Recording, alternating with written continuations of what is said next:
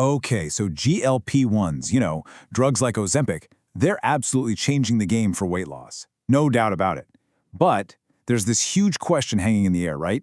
Are you losing vital muscle right along with the fat? We're going to get straight to the science here and separate what's real from what's just a scary headline.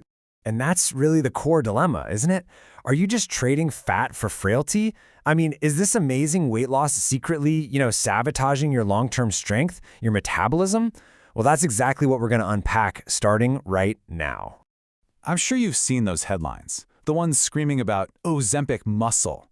And look, they're designed to grab your attention, to make you click. But the real story? It's so much more nuanced than that. So let's push past the fear-mongering and dig into what the actual data says. All right, first things first. Before we can even get into it, we have to decode a super critical term that's really at the heart of this whole debate, and that term is lean mass. Seriously, understanding what this actually means is the key to seeing the full picture here. So when you hear lean mass loss, what do you think of? Your brain probably jumps straight to muscle, right? Biceps, quads, all that stuff. But that's actually a huge misconception. The gold standard for measuring this, the DEXA scan, it defines lean mass as literally everything in your body that isn't fat or bone. And trust me, that includes a whole lot more than just your biceps. So what's in that lean mass bucket then? Well, yeah, skeletal muscle is definitely in there, but so is a ton of other stuff. We're talking about water, stored carbs, that's glycogen, connective tissues, and even your internal organs. Think about it. When you lose a bunch of weight, you lose water weight, right? Your liver can even shed unhealthy fat and literally shrink in size. And all of that stuff gets counted as lost lean mass. So it's not all precious muscle vanishing. And here's the really crucial piece of context. On these GLP-1 drugs, the weight loss usually breaks down to about 75% fat and 25% lean mass. But wait for it, here's the kicker. That's pretty much the exact same ratio you see with regular dieting, or even something as drastic as bariatric surgery. So this kind of lean mass loss, it isn't some weird thing unique to these drugs, it's just a normal part of losing a significant amount of weight. Okay, so if the amount of lean mass you lose isn't the big scary problem everyone's talking about, then what is? Well, here's where things get interesting. The real danger isn't actually what happens while you're taking the medication. It's what can happen if or when you stop. You see, when you stop the drug, it's not like hitting rewind. It's not a simple reversal. Your body's biology has changed.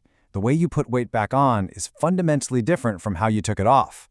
And this is the part of the story that almost everyone misses. And believe me, it is absolutely critical for your long-term health. This whole thing has a name. It's called sarcopenic regain. Here's how it works. You stop the medication, your appetite comes roaring back, and you start to regain weight. But here's the trap, and it's a big one.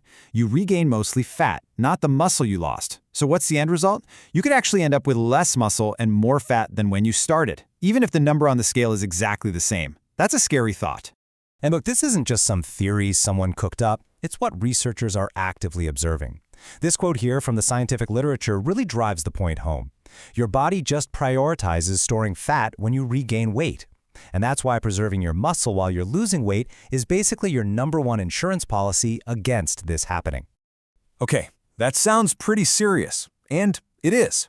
But, and this is a big but, the good news is you are not powerless here. This is not some inevitable fate. There are absolutely things you can do. So let's get right into the actionable strategy to make sure this doesn't happen to you. The solution? Honestly, it's not that complicated. But it is, and I mean this, non-negotiable. We're talking about 2 pillars that are just overwhelmingly proven to protect your hard-earned muscle. Number 1, resistance training. Number 2, a high-protein diet. So let's break down what that actually looks like in the real world. Now, resistance training, it's not just about getting bigger muscles. Think of it more like you're sending a powerful biological text message to your body. And that message says, hey, we need this muscle tissue. It's important. Do not break it down for energy. Just aiming for 2 to 4 sessions a week, hitting all your major muscle groups, and always trying to make it just a little bit harder than last time, that progressive overload, that's the real key to protecting your strength. All right, pillar number 2, fuel. We're talking protein. Clinical guidelines recommend aiming for this range right here, 1.2 to 1.6 grams per kilogram of body weight. And you might notice, yeah, that's way higher than the standard recommendation for the average person. So why so high?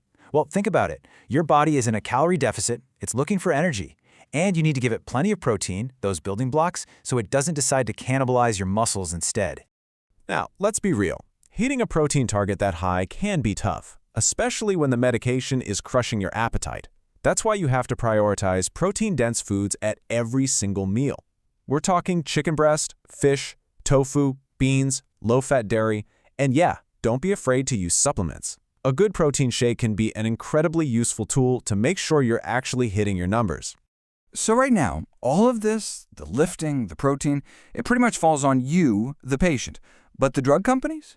They are very, very aware of this challenge. And the next wave of treatments? They're being designed to solve this problem right from the very start. Okay, this is pretty cool. There's this protein in your body called myostatin, and its whole job, basically, is to act like a brake on muscle growth, to stop you from getting too muscular. So, what if you could block that brake? What if you could just take your foot off it? Well, that's the exact idea behind a new class of drugs called myostatin inhibitors. They're literally designed to unlock your body's natural ability to hold on to muscle. And get this, it's not science fiction. This is already happening.